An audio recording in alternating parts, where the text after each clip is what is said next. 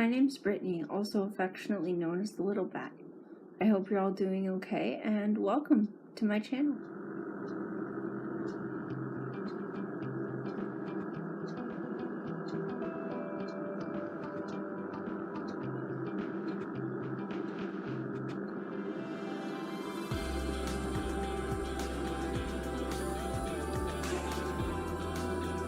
Afternoon, guys. Or actually, it's the evening now. It's about 5 o'clock. Tonight I wanted to do just a sort of short, actually, well, it may or may not be short, talk about autism. So just briefly, disclaimer, these are just my opinions as an autistic person. If you don't agree with me, that's fine. Everyone has their, their own opinions and experiences, and I'm just wanting to share some of mine because I know that autism has kind of been at the forefront of a lot of things that have been happening lately, and I just want to make sure that I just want to share some of my thoughts and my experiences. Okay, so before we get into this, just the obvious disclaimer: my opinions, not wanting to trigger anyone, not trying to start an argument, all that kind of stuff. So that all being said, I'm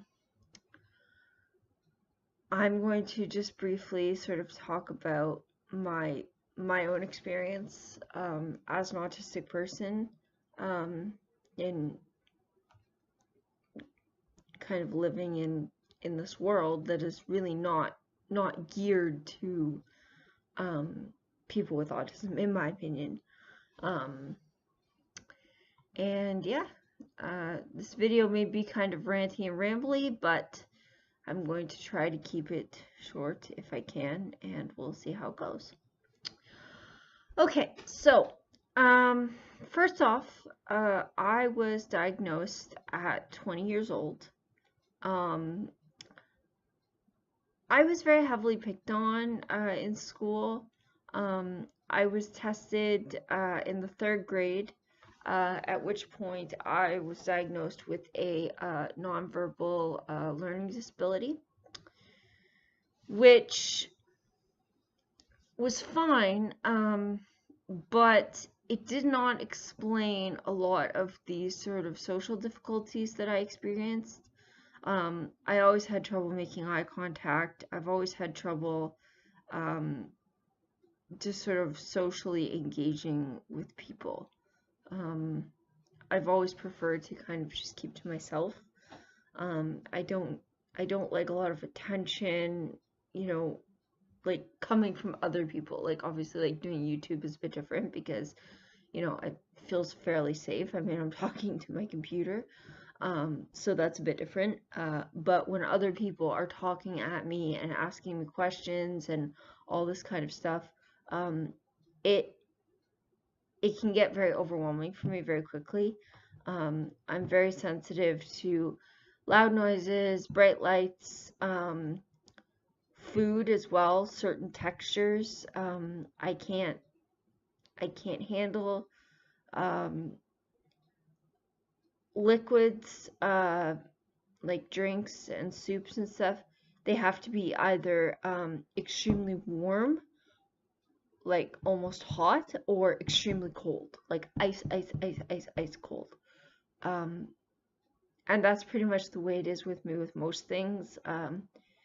It's kind of like it's either black or it's white. There's no, like, there's right and wrong, there's black and white, there's up and down, but there's nothing in between. I have a very I need routine. Routine's very important to me, which I've been struggling with as an adult, trying to implement that routine. I will admit, I spent a week in the hospital recently. That's a whole nother issue altogether. But what I will say is that in the hospital and in school, um, even though in school I hated it because I was picked on all the time, in school and in the hospital, and just, even when I was a kid at summer camp, that routine every day was made the autistic part of my brain very, very happy. I mean, it made me feel so good and like de-stressed and like not, I slept better, I felt better, everything just felt better and more manageable. Like, things like bright lights and loud noises and things were much more manageable for me when I had that routine to fall back on to say, okay, I can deal with the fact that this light is like overwhelmingly bright to me right now because I'm not also having to think about, like what am I doing right now, or like what is coming next. I know what I'm doing. It's written down. It's on a schedule. It's right there. Like, I just follow the schedule, follow the rules, and I'll be okay. Okay. Unfortunately, in the real world, life happens. Things unexpected, they come up, things happen, and you have to adapt. And as an autistic person, I will say that for myself anyway, that's been, excuse me, that's been, sorry, just my back was itchy.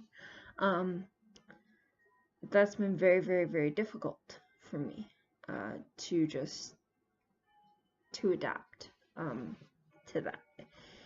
It's always been hard. So hopefully over time it will get easier. I'm very much hoping it will. So yes, that's part of that. Anyway, I'm sorry, I'm rambling, I'm getting off track.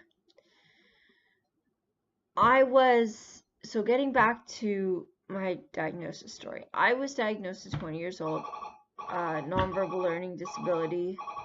Sorry, someone's here. Nonverbal learning disability, diagnosed in grade 3. And then I always kind of knew something was off about me, but then, or like, not off about me, but like different, like I always just felt different. And so eventually, I went to my doctor. I explained to her a lot about how I was feeling. She sent me to see a counselor. Counselor referred me to a psychologist. Psychologist came in, said, "You're autistic," and gave me a diagnosis of Asperger's syndrome right then and there on the spot, and actually called my doctor and yelled at her for putting me into counseling for depression, because he said, where did you get your medical license? Like he just went off on her. And why didn't you call me earlier? Like, this girl is autistic, it's obvious. She should have been in to see me like a long time ago. And of course, no one ever questioned it. No one ever picked up on anything. Everyone just thought, well, she's just an eccentric kid. She's just a different kid. Which was great, because I never grew up with people, acting weird around me or anything like that. And so in a way, I'm kind of happy that I had a late diagnosis. Because of that, because it really helped. It really did help my personally my coping skills quite a bit. But I am also happy that I got the diagnosis, because now there are things that have been made a lot easier in my life, supports now that I have access to, that I didn't before. So unfortunately, I have to stop there. I have to go see who that is at the door, but I will check in with you guys after. Okay, see you guys.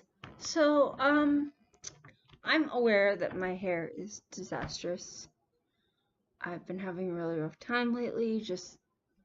Yes, I know it's awful. I'm aware. Thank you.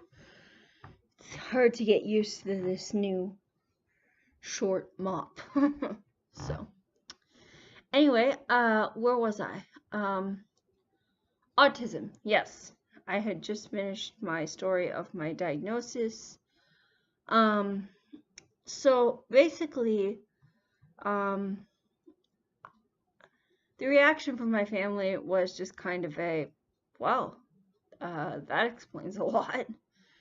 And it did. It did for me, it did for them, uh, it did for everybody. So it was really a great thing. And I've found so much support, autism communities, other YouTubers, people just, it's just, I mean, I've reached out to other YouTubers who I enjoy watching their videos.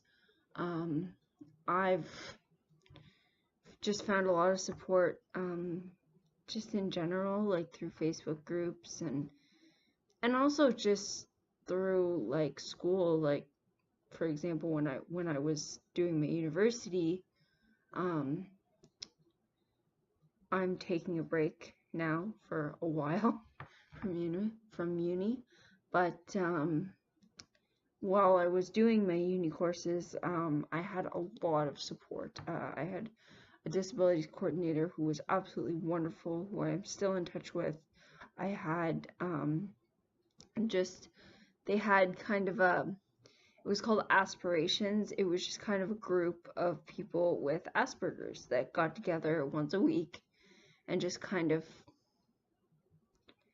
chilled out. And it was nice. It was so nice to talk to other people about their special interests and to just sort of be able to talk about mine and to be in a room full of people who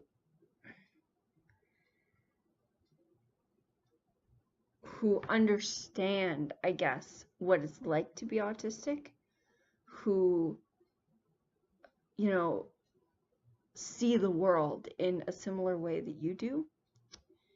You know, obviously not the same, just like not every neurotypical person sees, you know, the world the same way, or every, you know, neurodiverse person who's not autistic, because let's remember, autism is not the only form of neurodiversity out there.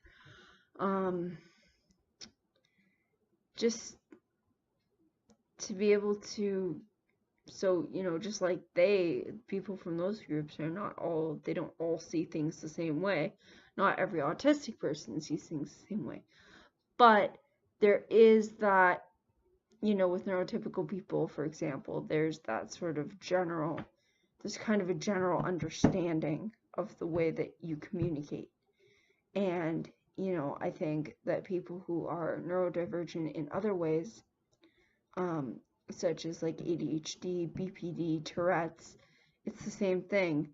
There's kind of an undertone to the language. There's a sort of general way that you communicate. And when you're kind of on that same, I don't know, same sort of wavelength, I guess,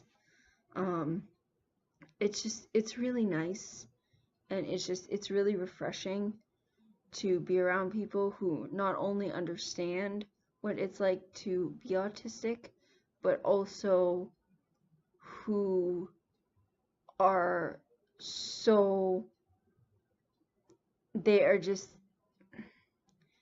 they understand where you're at. So it's like they are actively like trying to make your life easier. So they'll bring suggestions like, you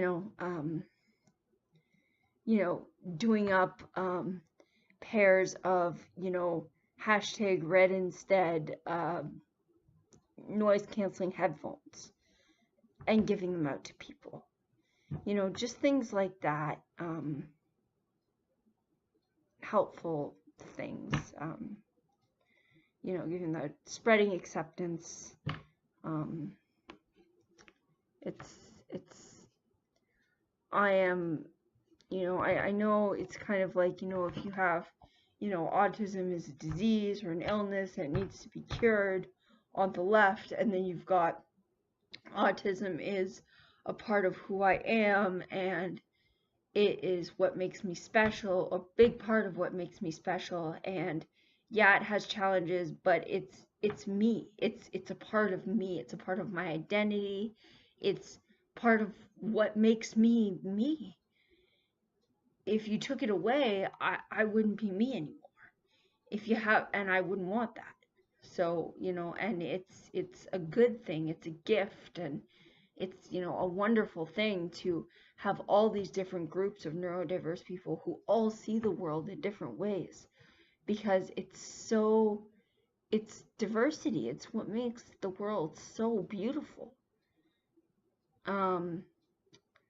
So if you have that, then kind of on the right, I personally am way on the right. Like, I am way, way, way over on the right. I think it is wonderful. It is a gift.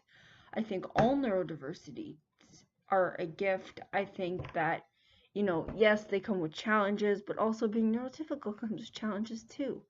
It's something that it's a part of who we are. It's a part of how our brains are wired.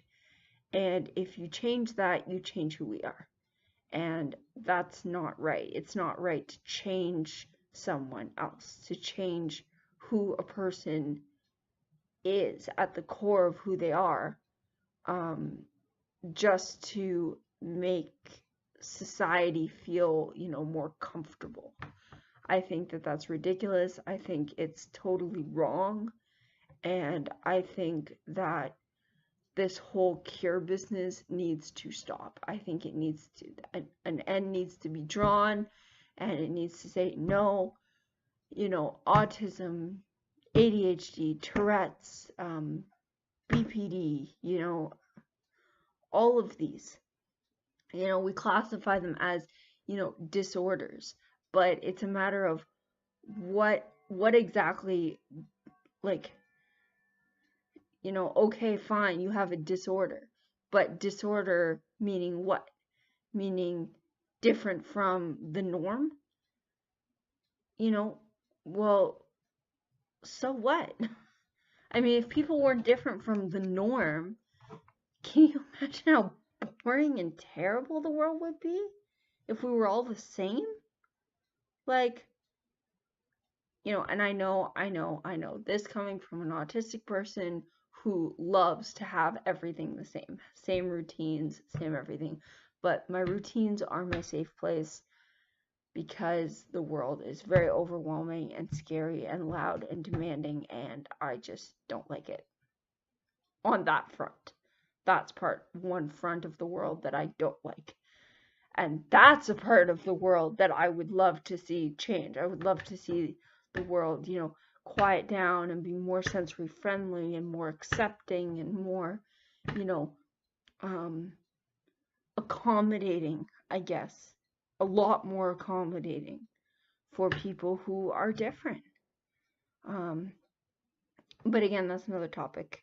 Well, not really. It's related, but you know what I'm saying. So anyway, so I guess my point is, yeah, so if you had those two, left and right, I would be way, way, way, way over on the right, in case you couldn't tell. Like, as far on the right as, like, you could,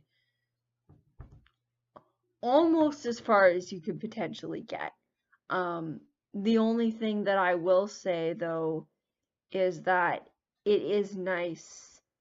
A lot of people say, oh, well, you say autism is, this great, wonderful thing, but yet you still, tout it as a disability to, and you receive those benefits and those supports. Yes, I do. Why? Because autism presents with challenges, just like any other neurodiverse thing. It presents with challenges. And the reason it presents with challenges is because, in my opinion, again, this is my opinion, because So I believe that society is too focused on cures and treatments and all this other nonsense, and not focused enough on things like, um, you know, um, therapeutic intervention for the sake of making the person's life easier. So to say, okay, this, you're going to be an adult, you're going to have to be able to function somewhat independently of your parents and your siblings, and, so how can we make that happen that is going to be good for you, that is going to work with you, with what you want? How can we help you achieve what you want in a way that is going to practically and logically work? You know what I mean? So it's like, well, I want to, what does quality mean to you? I mean, for me, part of quality is I want to swim. I want to be able to swim. I want to be able to go swimming when I want to. Okay, so first thing you need is a swimsuit. Have that. You need towels. Have those. But swimsuits and towels get dirty. So therefore, you have to know how to wash these things so that you can use them the next time you want to go swimming. You have to have money to either pay the drop-in fees to the pool, or to pay, whoever, to go swimming, unless it's summer and you're going to a beach. But if you want to be able to go whenever you want, summer, winter, 365, whenever you like, then you have to be able to pay the fees to the pool. Whether it's for a membership or drop-in fees or whatever it might be, you have to be able to do that. So therefore, you need money. So therefore, you either have to work, or you have to try to be able to get support through disability. And if you want to do that, then you have to live near somewhere where there's a pool. Well, if your family doesn't live near where there's a pool, then you have to be able to live, either uproot your family and move, or you have to be able to move away from your family and live, at least semi-independently enough that you can live near where there is a pool. You see how that works? So it's like all these things. So having therapeutic intervention to help with understanding of that, and to say, okay, how do we help this person achieve what they want? What is quality to them?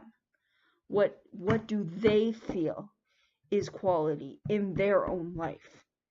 And how do we help them achieve that? I think that is important. I think that is the way that therapy should be used, as opposed to this, oh, well, we're going to do therapeutic intervention to make your kid appear more normal, because, you're embarrassed, or, you feel awkward, or, you don't like the fact that your kid is, flapping their hands and screaming in the grocery store. Look at it as an opportunity to educate. Look at it as an opportunity to say, yeah, okay. You don't like it, then leave. My child has autism. He or she is doing what they need to do to make themselves feel better. If you don't like it, you can leave. You can go somewhere else.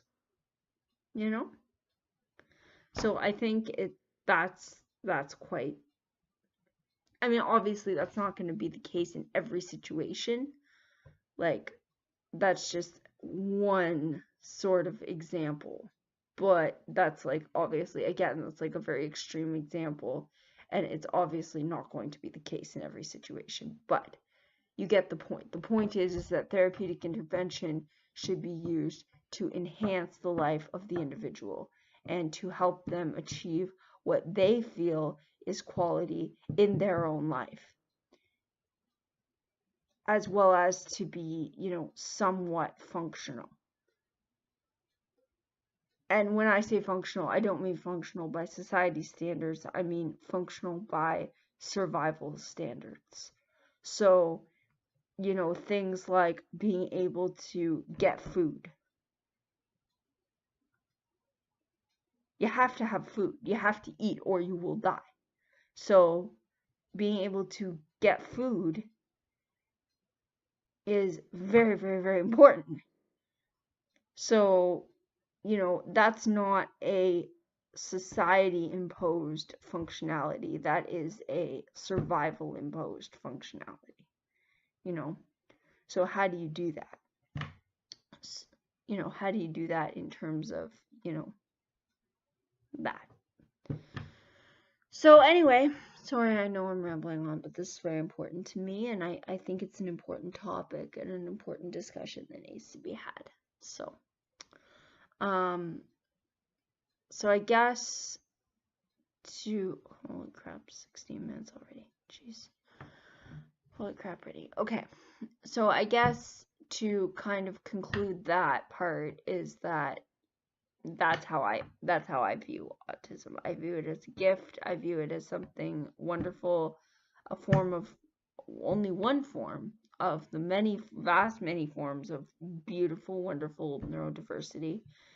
And I think that this cure and research nonsense, like, what are we, a lab specimen? Like, no, stop. Like, cure and research and all this other stuff, it needs to stop, in my mind. My mind is that, society should change to accommodate.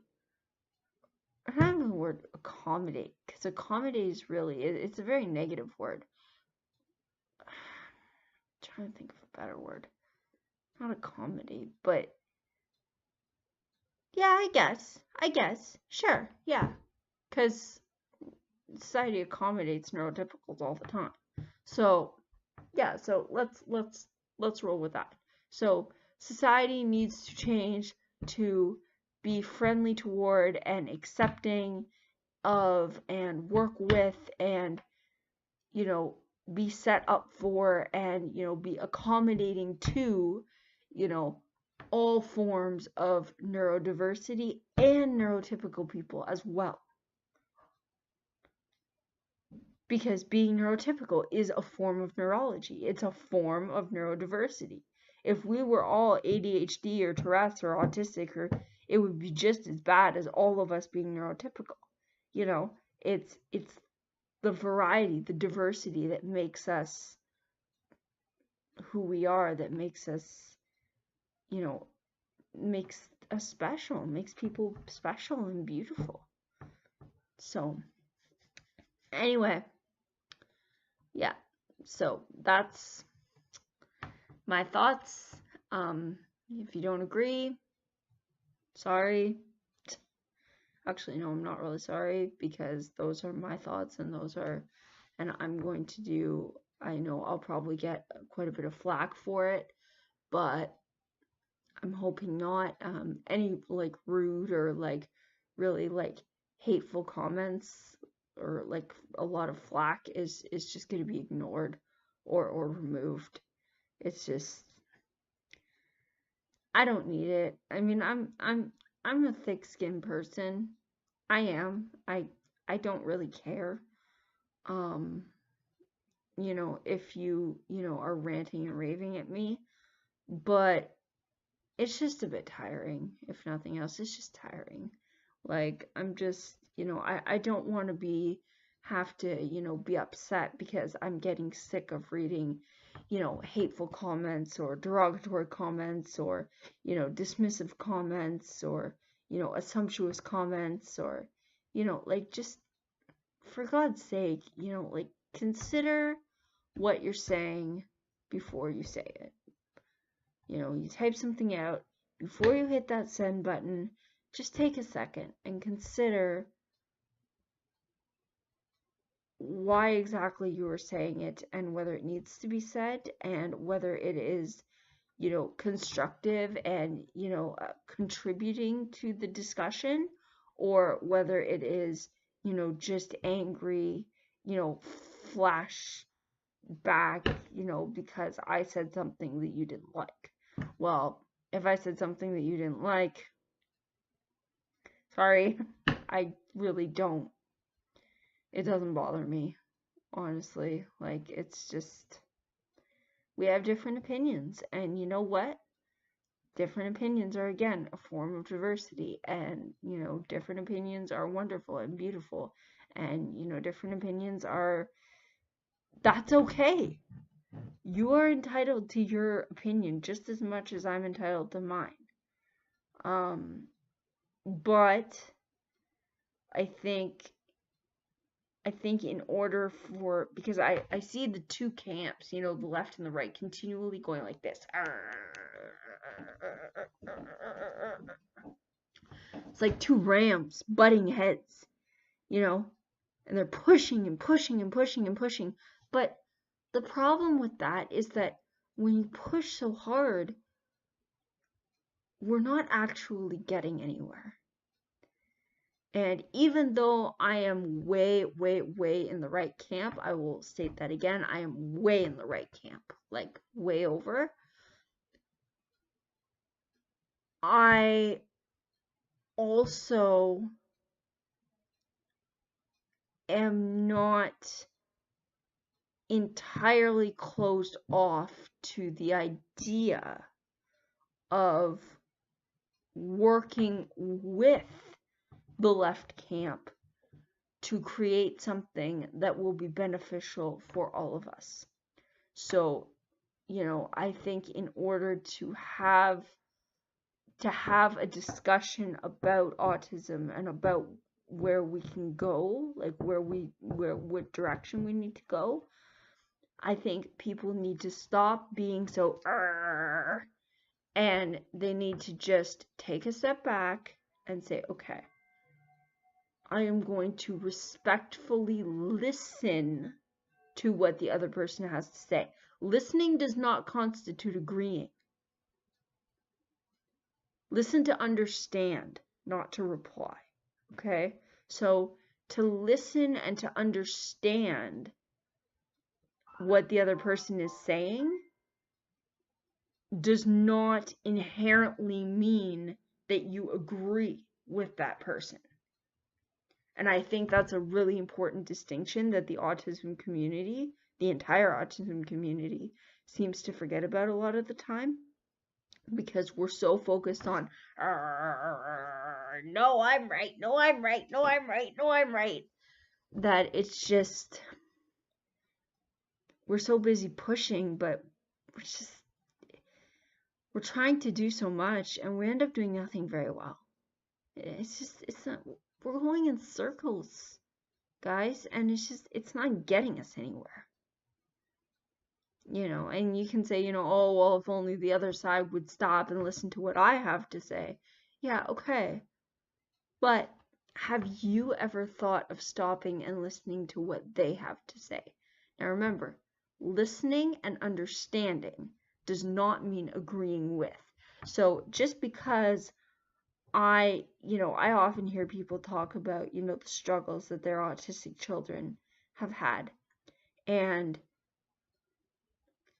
the struggles that they've gone through, and that, especially in my local community, there's a lot of autistic children, and parents who often, they say, oh, well, this is, the struggles that my child has gone through. And I listen to them, and they say, and this is why I would like a cure. And I say, okay. And I listen to them, and I understand them. Do I agree with them? Absolutely not. Absolutely not. No way in heck do I agree with them. On no level do I agree. But I am listening, and I do understand it. So I think that's a very important distinction to make. One thing I want to say too is, and again, my opinion, so if you don't like it, it's just the way it goes. Just my opinion. Please don't come on here telling me, oh, you're wrong, you're wrong, you're wrong. It's not wrong, it's just my opinion. Just like you are not wrong, it's just your opinion. Okay? So, that being said, one thing I have noticed, at least in my local community, is when I talk to individuals who are, excuse me. Sorry about that, guys. Just had to take a phone call. Anyway, so where was I? Oh yes, I was just concluding. Holy crap, this is gonna be a long, very ranty video. Anyway, so yeah, so that's pretty much my views on it. Oh yes, one thing I've noticed in my local community is that when you talk to people who are autistic,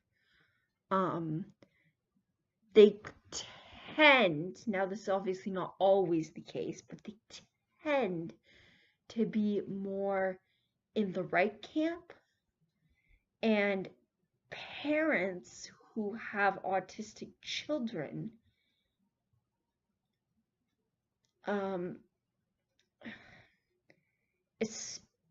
especially, now I gotta be very careful here, I'm generalizing, this is not the case in every situation, I want to make that very clear, especially parents of children who are quote unquote, okay, because I hate functioning labels with a passion.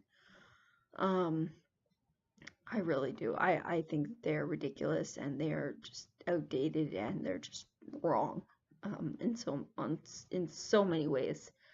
I think they could be reclaimed in a proper way, but I think it would take a long time and a lot of doing.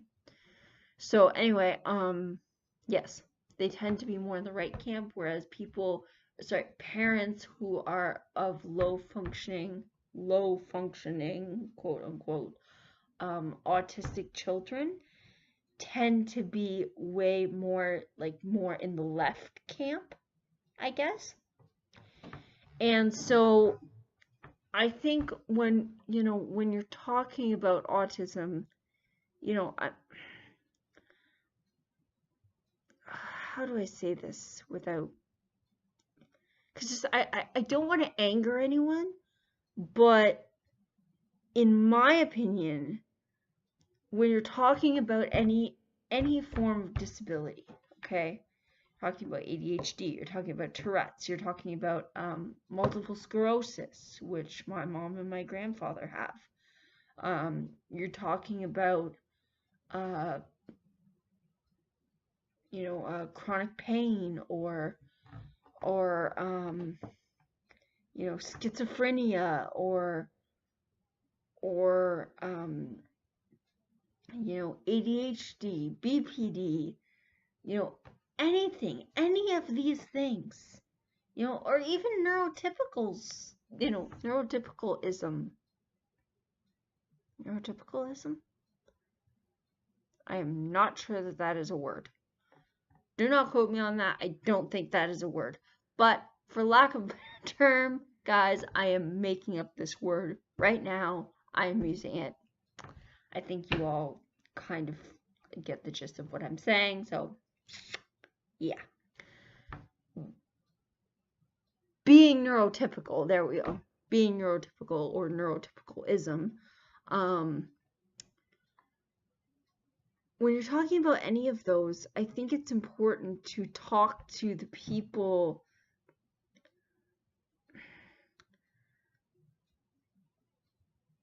How do I say this? For example, okay, a parent says, well, my child can't communicate, so you have to talk to me. They do communicate. They just communicate in a different way. Communicating does not always mean speaking. Verbal communication, okay? Communication can be in a lot of ways. Communication can be pointing at pictures. Communication can be typing. Communication can be sign language. Communication can be, pulling on you, grabbing you and pulling you over somewhere to show you that they want something. Communication can be screaming because something is loud and it's hurting their ears, to show that they're uncomfortable, that something is wrong. Even infants, even little tiny infants communicate.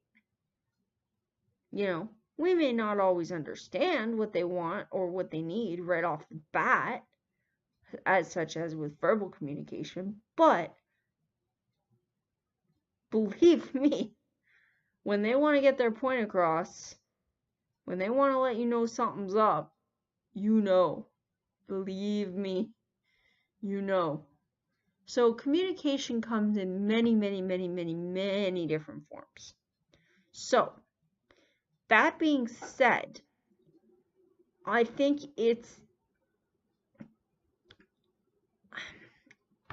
personally think it makes more sense to take any advice or anything that is given not from doctors, not from, so-called professionals, not from, people who, neurotypical parents of autistic children. Sorry, parents. I just think that, if there is a way that your kids can communicate for themselves, we should work on understanding what it is that they are saying. Not making decisions about their lives without them.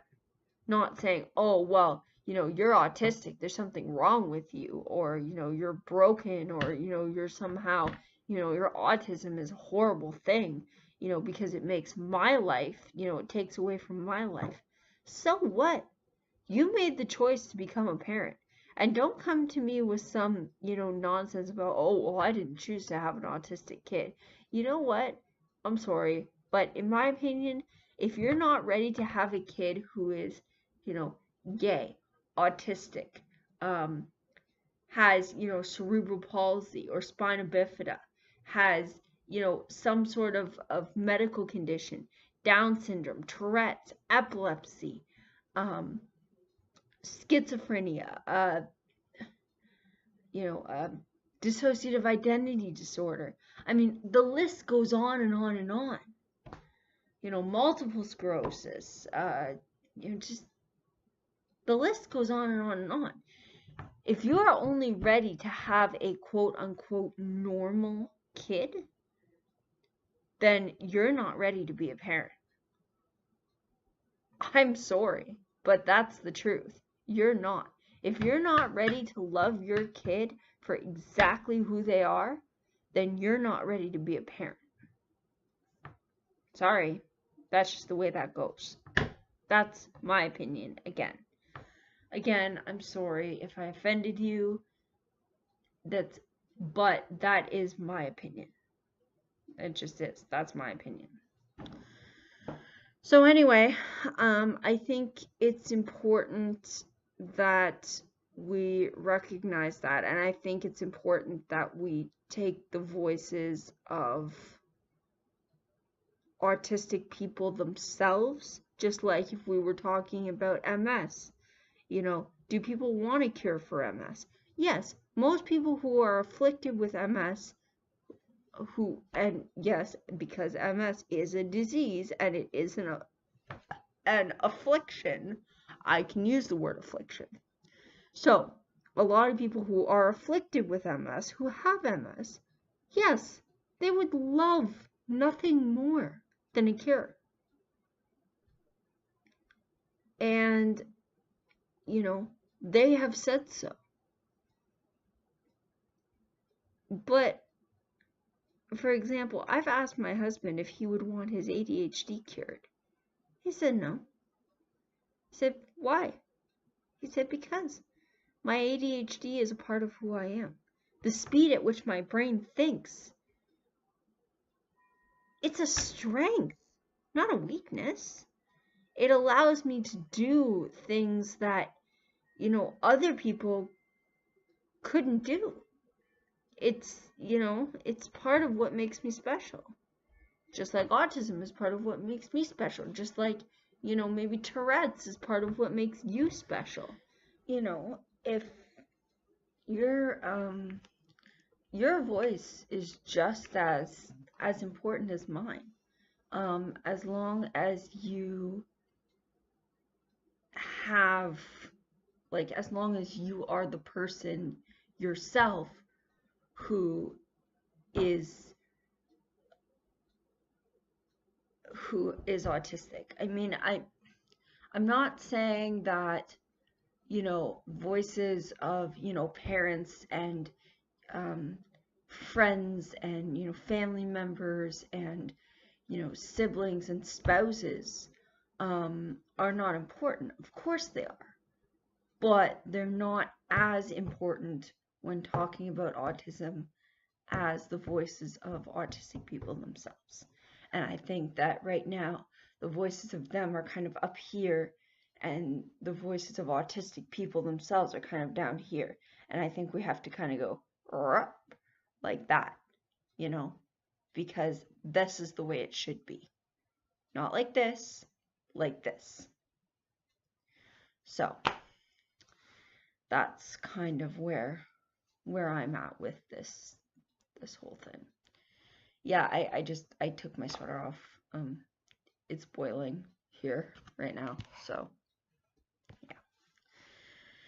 Anyway, so I hope that was, I hope you enjoyed that ranty video. Again, these are all my opinions. Hubby's Craft Store, which I've mentioned before, will be linked in the comments. Social media will be linked down, Hubby's Craft Store and social media will be linked in the description box if you're interested in that. I know this carried some fairly heavy topics, this video, and I know it was quite long. But again, I think it's important. I think it's a discussion that needs to be had, and I just wanted to share my thoughts and my own experiences with you as my viewers. So I hope you enjoyed, and please let me know down in the comments what kind of videos you would like to see. If you'd like to see, more autism related videos, if you'd like to see more book related videos, if you'd like to see, just whatever, what would you like me to talk about on here? Because at the end of the day, yes, it has to be things that I'm interested in talking about, but at the end of the day, it's my viewers who are watching it. So I really want to know what you guys would like to see. I was thinking about potentially doing sort of an autism awareness, sort of a, stimmy sort of sensory item favorites video, I guess. Let me know if that's something you'd like to see. And sorry, foot was itchy. And I will talk to you soon. All right, I'll see you next time. Bye.